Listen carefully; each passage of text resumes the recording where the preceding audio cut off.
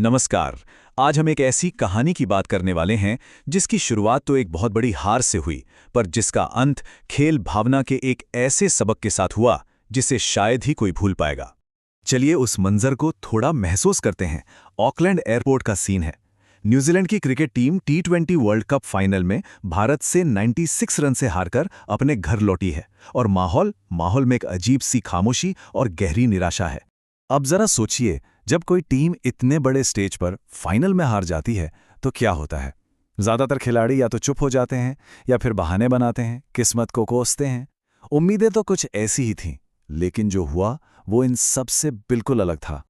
तो उस बड़ी हार के बाद पूरी दुनिया की नजरें न्यूजीलैंड की टीम पर थीं। सब इंतजार कर रहे थे कि अब हार की वही पुरानी कहानी दोहराई जाएगी।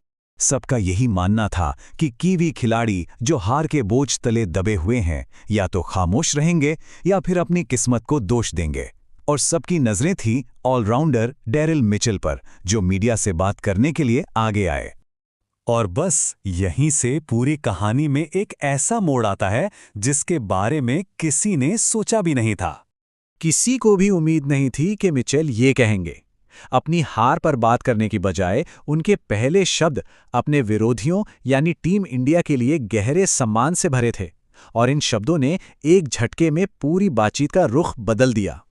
ये बात बहुत दिलचस्प है। उन्होंने अपनी हार को एक नाकामी की तरह नहीं देखा, बल्कि इसे एक सम्मान की तरह पेश किया कि अगर हारना ही था तो दुनिया की सबसे बेहतरीन टीम के खिलाफ हारना एक गर्व की बात है। लेकिन बात यहीं खत्म नहीं हुई। मिशेल ने सिर्फ तारीफों के पुल नहीं बांधे, उन्होंने उन खास पलों का भी जिक्र किया जो खेल भावना की असली मिसाल थे। उन्होंने उस पल को याद किया जब हार के बाद न्यूजीलैंड के खिलाड़ी टूटकर जमीन पर गिर पड़े थे। और फिर भारतीय टीम ने जो किया वो सच में असाधारण था। उन्होंने अपना जश्न रोक दिया और कीवी प्लेयर्स को आकर उठाया। मिचेल ने कहा कि भारतीय खिलाड़ियों का ये बर्ताव उनकी हार के गहरे और खूनी घाव पर किसी जादुई मरहम की तरह था।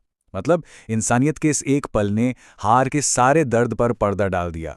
और ये देखिए, ये तुलना साफ दिखाती है कि वो भारतीय टीम के खेल का कितना सम्मान करते थे। उन्होंने माना कि न्यूजीलैंड ने अपने शारीरिक और मानसिक हर सीमा को पार कर दिया था, पर भारत का खेल वो एक अलग ही एक अलौकिक स्तर पर था। और ये तारीफ सिर्फ खिलाड़ियों तक सीमित नहीं थी, ये उस लीडरशिप के लिए भी थी जिसने भारत की इस शानदार जीत की कहानी लिखी। डेरिल मिचेल ने खास तौर पर संजू सैमसन की कप्तानी की बात की।